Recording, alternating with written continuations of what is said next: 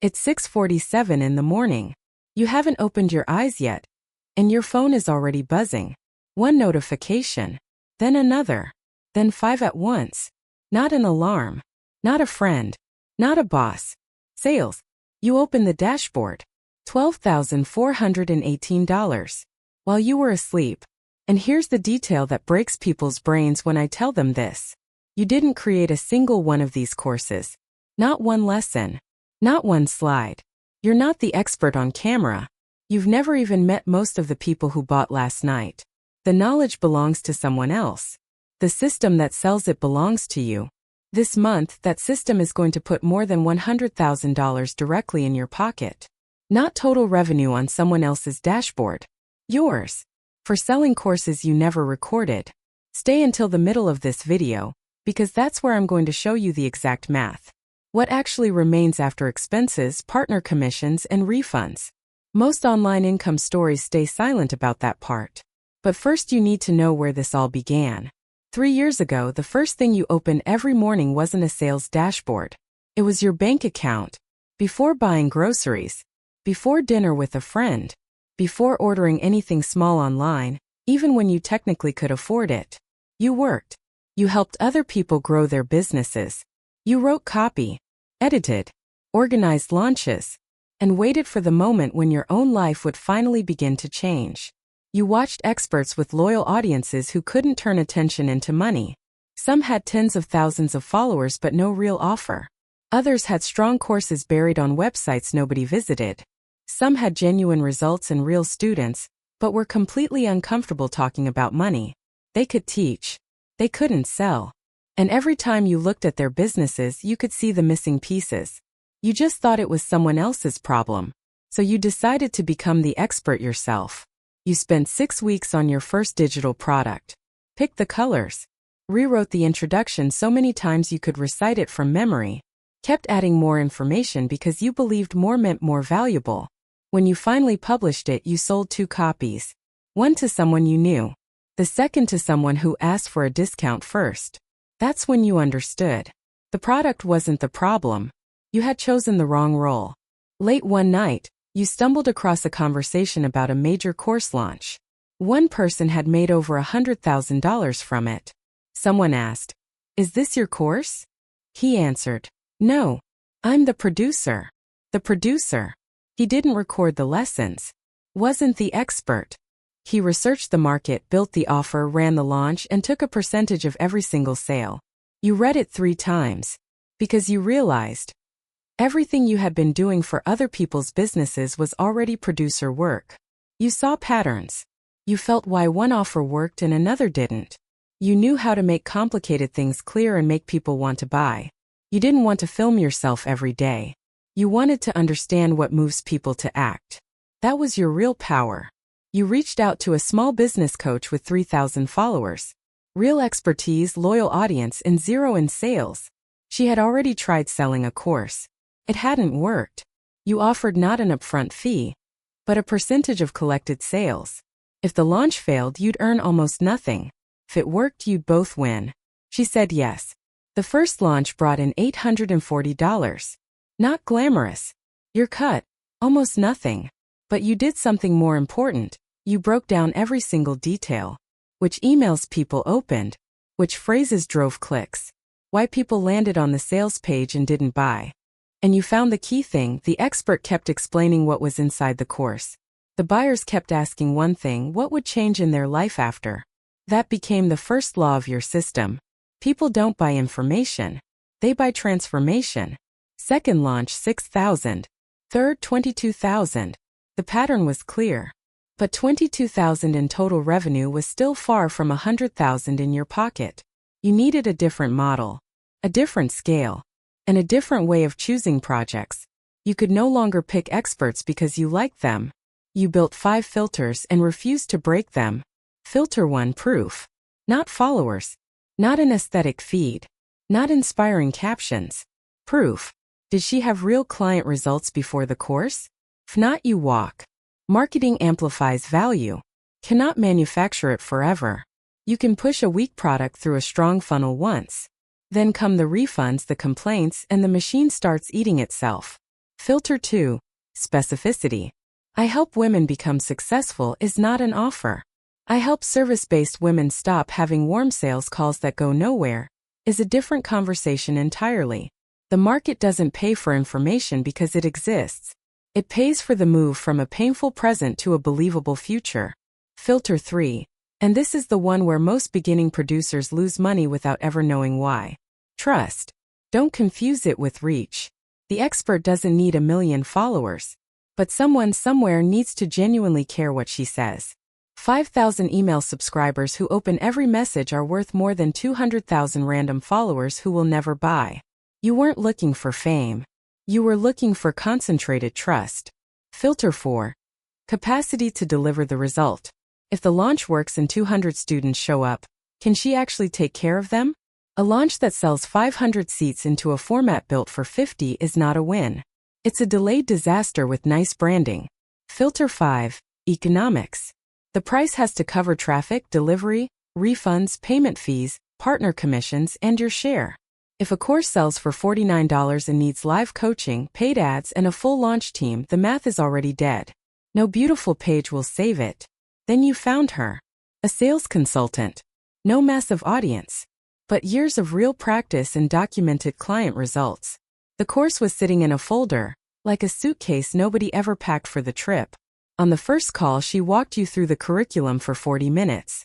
You let her talk. Then stopped her with one question. Who wakes up at 3 in the morning worried about this exact problem? She didn't have an answer. That was enough to know exactly where to begin. Not with a logo. Not with a funnel. Not with ads. With conversations. You interviewed clients, newsletter subscribers, women who had watched her free content and never purchased. You didn't ask whether they wanted a course. People are terrible at predicting what they'll pay for. You ask better questions. Tell me about the last time a sales conversation went wrong. What happened? What did it cost you? What had you already tried? Why does this matter right now? And what words do you use when you describe it to a friend? That last question became gold. Her audience didn't say, "Optimize my consultative sales methodology." They said, "I have good calls," and then people just vanish. They ask for a proposal, and then nothing. I know I'm good at what I do, but I freeze the moment money comes up. That language became the marketing. Not clever lines invented at a desk. Their own words organized into a story where a woman feels seen before she's ever asked to buy. If you want to produce someone else's course, this is where the real work begins. You don't create desire by getting louder. You find desire that already exists, and build the clearest bridge from pain to possibility. The original course had 47 lessons. You didn't throw out the content. You rebuilt the structure entirely. The product became an 8-week sales conversion program. One clear objective per week. Live call reviews, proposal templates, support that made completion more likely than another abandoned folder. Not 47 lessons. A structured path from A to B. Price. $1,997. Now the math. To put $100,000 personally in your pocket after all costs, the launch needed to collect around $500,000 in revenue. For that you needed traffic from multiple sources simultaneously.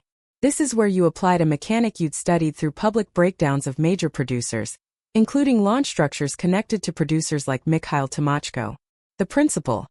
2 large creators exchange audience challenges, drive traffic to each other, and layer in a referral game. In one described case, 17,000 new leads from a single challenge. You didn't have that budget, but you had the principle. People share an experience far more easily than they share an advertisement. Instead of asking partners to post "buy this course," you built a free 5-day challenge. Every day. A breakdown of one exact point where a promising sales conversation quietly collapses. One short lesson. One practical exercise. A result applicable that same day. Progression built in. Complete the first exercise. Unlock a diagnostic checklist. Invite one qualified person. Both of you get access to a proposal review workshop. Submit a real sales question, chance to be selected for a live teardown. No random prize bait. Every reward made a woman stronger at solving the exact problem the paid program addressed. That kept the sharing clean. You brought in partners whose audiences overlapped with your buyer without competing with the expert. A freelancing channel, an agency owner newsletter, a consultant's podcast, a community for first-time managers, a different door for each audience. Not one post with one link blasted everywhere. For freelancers, about warm calls that end in silence. For agency owners, about improving proposal conversion without constantly dropping prices. For consultants, about money conversations without feeling pushy. For managers, about building a process the whole team can repeat. Same product, different entry points. That is the difference between an amateur and a producer. Enrollment 5 days. The deadline was real. The cohort had a start date, live reviews needed scheduling, and the expert could only genuinely support a defined number of students. Real urgency works because reality creates consequences. Fake urgency works once, until the buyer comes back the next morning and sees the final hour's discount somehow survived the night. That's not how you build your name. Day 1. Open doors for women who had followed the entire challenge. They didn't need theater. They needed the door open. Day 2. Answers about who this is for and who it isn't. Day 3. Objections through clarity, not pressure. And stated directly. Don't buy if this payment would destabilize you financially. That one line didn't weaken the launch. Strengthened it. Serious buyers lean in when they feel the seller has a spine. Day 4. Proof, curriculum, support structure. Day 5. A decision. Not manufactured panic. A decision. You watch the dashboard the way a surgeon watches a monitor. Partner by partner. Email by email. Page by page. One partner sent hundreds of leads. Almost none watched the second lesson. Curious, not qualified. Another sent half as many. And those women stayed, attended, and bought at a far higher rate. If you had judged by traffic volume, you would have rewarded the wrong one. You moved resources toward the audiences producing real buyers. Then you noticed something else. A lot of women reached checkout and didn't finish. First thought, price. Real problem. Confusion. The page didn't clearly explain when live calls happened, how recordings worked, or whether women in different time zones could fully participate. You fixed the answers. Completed purchases went up. Remember this rule. When people hesitate, don't add pressure automatically. First, remove confusion. By the end of day 2 you had passed 140,000. Then sales slowed. This is where beginners panic. They slash prices. Frantically rewrite the entire offer. Start sending messages so heavy the audience feels hunted, not led. You went back to the data. Emails were being opened. Pages were being visited. Content was being watched. But the same question kept appearing in replies and comments. Will this work if I don't have a large audience? The program was never about building an audience. It was about converting qualified conversations. But you hadn't made that distinction sharp enough. So the expert recorded a direct response. Honest. This program cannot manufacture demand from nothing. You still need a real service and access to real potential clients. But if you're already having conversations and losing people between interest and commitment, that exact gap is what this closes. That became an email. A short video. A new section on the page. Sales moved again. By the final morning, 386,000. Already your biggest launch. Still not your number. For the next 12 hours you watched women decide in real time. Some enrolled after their exact question was answered live. Some came back after reading one case study that sounded like their own life. Some had followed every single day of the challenge and waited until the final evening, because that's simply how they make decisions. Late. Quietly. After the noise settles. At 8:16 p.m., 450,000. At 10:42, 480,000. Then just before enrollment closed, 252 sales. At $1,997 each. Gross sales $503,244. And now the part most online income stories skip. That was not your money. Not yet. 7% reserved for refunds. 3% in payment processing. Traffic, partner commissions, and direct promotion another $120,000. Remaining pool. Approximately $332,920. Your 35% for the strategy, the offer, rebuild, the funnel, the partners, the team direction, and the operational risk you carried came to approximately $116,522. Then your own contractors, software, and production costs, $14,800. Before personal taxes, $101,722. The first $100,000 month. Without your own course. Without a personal brand machine. Without hundreds of thousands of followers. The expert owned the knowledge. You owned the commercialization system. And together you created a result neither of you could have reached alone. Now what happened the morning after? You expected fireworks. What you got was stillness. Same apartment. Same city. Same phone on the nightstand. But the first thing you reached for was no longer fear. It was information. The money didn't turn you into someone else. It revealed the woman you had been becoming the entire time. You stopped opening your bank account with that small spike of dread. Stopped saying yes to projects that paid quickly and drained slowly. Stopped confusing being needed with being valuable. You hired better help before you were drowning, not after. You kept a real reserve for refunds and taxes. You blocked time in your calendar that belonged to nobody but you. And here is the most honest picture of money that nobody posts about. Not the dinner. Not the trip. Not the bag. The ability to move through your week without bargaining with your own nervous system. But then came the question every woman asks once the first big month is real. Okay, now what? You didn't chase the next bigger number. You chose the system. Because a woman who knows how to win once is a good story. A woman who knows how to create the conditions for winning again, that's a business. Here is what that system actually looks like. Step 1. Stop asking what course you should create. Start asking. Who already has proof, trust, and unreleased value around a specific painful problem?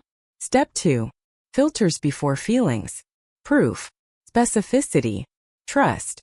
Delivery capacity. Economics. If a project fails even one, you walk. No exceptions. Step 3. Start with conversations, not branding. Interview the market until their language replaces your assumptions. If you can't quote the buyer's pain in her own words, you're not ready to sell her anything. Step 4. Rebuild around implementation. One promise. Clear milestones. A result narrow enough to actually believe. And here is where most playbooks stop. But the next steps are exactly what determine whether this stays a one-time win or becomes a system. Step 5. Create demand before you open the cart. Warm the room. Use partners with the right audience. Build an experience worth sharing. Not an ad people tolerate. Step 6. Make the economics adult from day one. Know your refund reserve, your ad ceiling, your partner commissions, and your personal number. If you can't explain the math on one page, you're not running a launch. You're running a hope session. Step 7. During sales, manage leaks, not emotions. Where people stop. What they don't open. Which partner sends buyers and which sends tourists. When it slows, don't panic. Get clearer. Step 8. Protect your reputation the same way you protect your money. Choose an expert who can hold the students after the celebration ends. Money without reputation is a costume, not a business. Step 9. After the win, raise the standard for the next one. Better expert selection. Cleaner positioning. Stronger partners. A team that runs on process, not your constant heroics. Because the point was never to survive one six-figure month. The point was to become the woman who can produce them. Without betraying herself. You don't need to become the expert. You don't need 1 million followers. You don't need to build a course empire under your own name before your first real money arrives. You need taste, pattern recognition, standards, nerve, and the willingness to treat other people's knowledge like a product that deserves a real commercial engine. Tell me in the comments, are you the expert who wants to teach, or the producer who wants to build the machine? Be honest. Because the comments are always full of women who already know the answer and are still trying to talk themselves out of it. If you want more breakdowns like this, real structures, real math, no filler, subscribe. And save this video, not as motivation, as a standard. In the next video I'll show you step by step how to find your first expert in 48 hours, even with 0 connections and 0 case studies. That's the exact starting point where everything begins. Because once you've seen how these numbers actually work, you can't unsee it. You stop waiting to be chosen, and you start choosing. Every expert with real knowledge and no commercial system stops looking like a distant success story and starts looking like an unlocked door,